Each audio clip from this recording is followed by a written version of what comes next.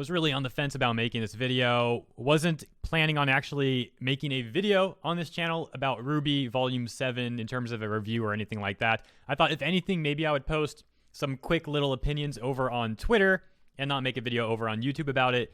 But I'm changing my mind for now, and we'll see if I end up talking about every chapter every week. I very well may. I mean, one video a week on it is not that bad, to be quite honest. And why am I phrasing like that? Because I'm honestly just not into RWBY as much as I used to be, man. And let me preface this by saying something.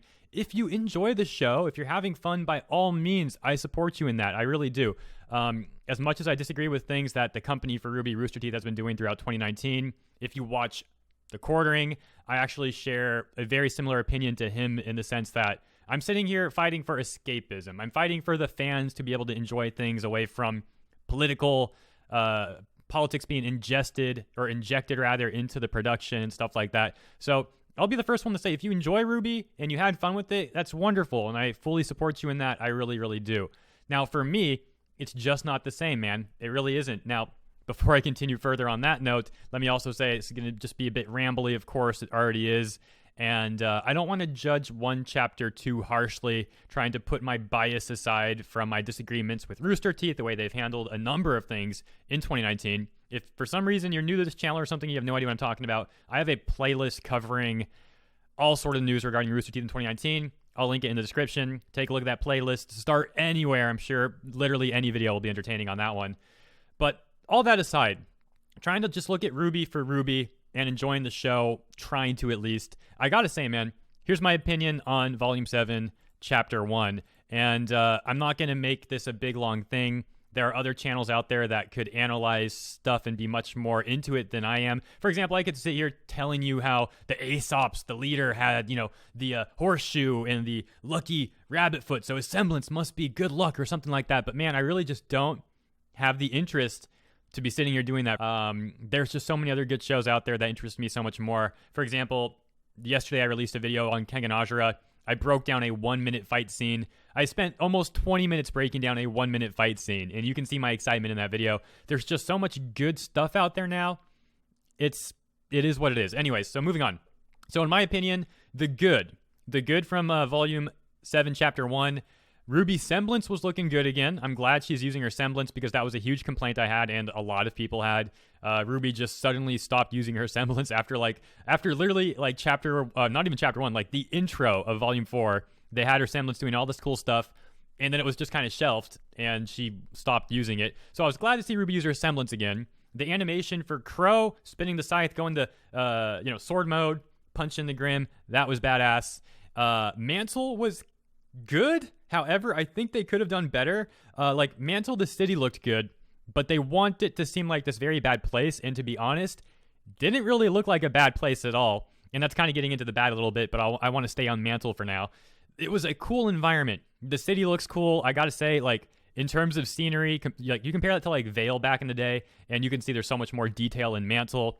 However, it looks like a nice place. I'm going to be honest, man. It didn't look that bad to me. I live here in Los Angeles, and Mantle looks like a safe haven compared to what I have to see here, man. And Mantle's supposed to be like this really bad place. It didn't look that dirty. It didn't look that bad. It actually looked like a pretty nice city, to be honest. So, I don't know. I think they could have done better on that note. So I'm a little iffy on Mantle. On one hand, it was good. But on the other hand, for what it's supposed to be, which is this, kind of neglected city while all the rich people are up in Atlas, I don't think it really hit the mark on that one.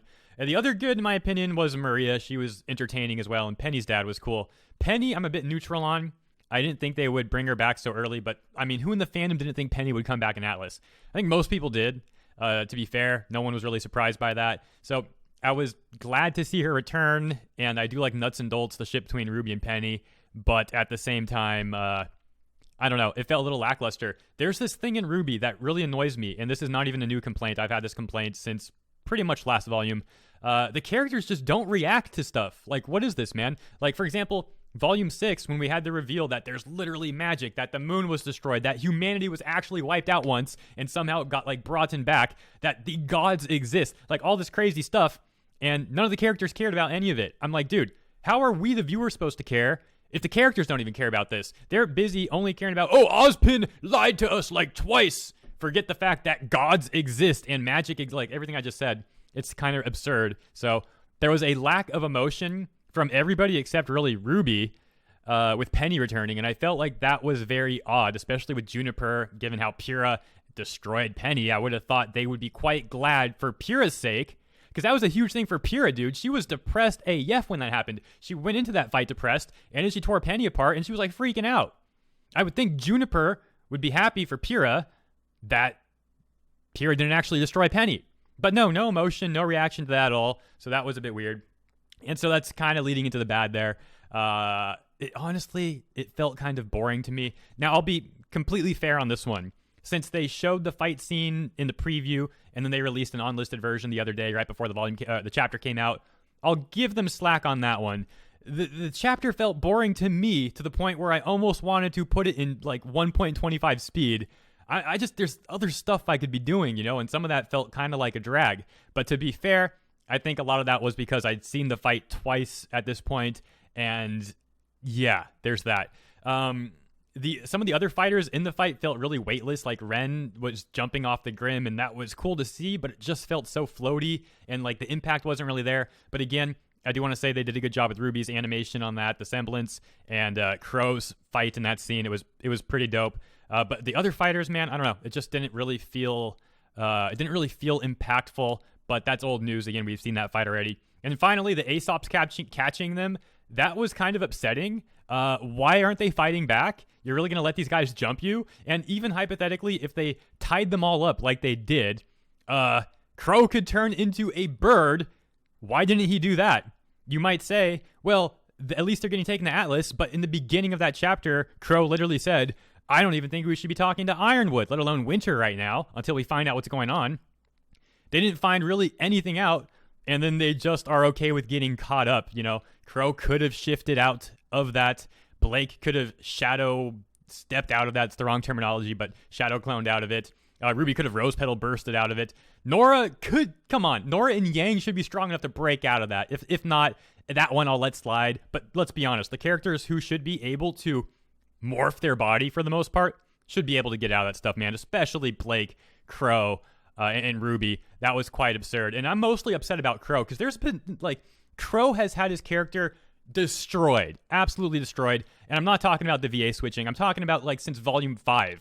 Crow doesn't even feel like Crow anymore, man. Crow in Volume 3 and Volume 4 was this awesome character who would step in when he needed to. He would watch over the team. He was always there to protect RWBY, and he was a badass. And he would lay it down when he needed to. And suddenly, in Volume 5, they nerf Crow so hard, he's barely stronger, if stronger at all, compared to Juniper and RWBY. It's what happened, man? The Crow back in Volume 3, he would have turned into a bird. He would have got out of those binds. He would have got his sword. He would have been ready to fight them all. He'd be like, no, you're going to step down. He'd pull his license out. I'm a trained huntsman. I don't care what you guys are doing. You let them go right now. And maybe he would fight them and kick their ass. And after he did that, he'd probably take a shot and be like, all right, let's go. Dude, it just felt really weird. It felt really weird. And that's kind of all I got to say on that note. Actually, I will mention one more thing. I think a problem that the show has nowadays is that it takes itself way too seriously. It really does. It tries to be all serious and sometimes edgy. And that's not what RWBY was about back in the day. And it's okay to change things, but then don't be surprised when you push away your core audience that you had built for years and years and years. You see, back in the day, RWBY would understand that it was kind of a meme thing. It's anime inspired, but it was a lot of fun. It's not anime, but it would have anime inspirations. Some people would argue that it's anime. And it would have these over-the-top scenes, the characters, even in Volume 4, for example, when RWBY's head got all big and she was laughing at Jean's bunny shirt. Stuff like that, little stuff like that. I understand the characters have gone through crap, but there's plenty of shows out there where characters go through crap and the show still doesn't try to be all edgy and serious, especially again when the show originally had been built upon this fun action meme kind of stuff. Some people would say cringy, and I'm fine with that, and I like the cringe factor. So again, if people like the way it is now, it is what it is. I support them in that. But at the end of the day, there is one saving grace to the show, and that's going to be Neopolitan. And I'll give you guys this much. I didn't say I was going to really comment on theories and stuff, but I'll fill you in on this. I was informed by the devs of RWBY AA that Neo's name, they confirmed that with RT, is not actually Neapolitan, like one word. It's 2 words, Neapolitan. So there you go. A little bit of trivia for you at the end. Still got some left in my pocket, so to speak. But that is all I have for you in this one. I guess we'll see how the other chapters go. That's all I got to say for now.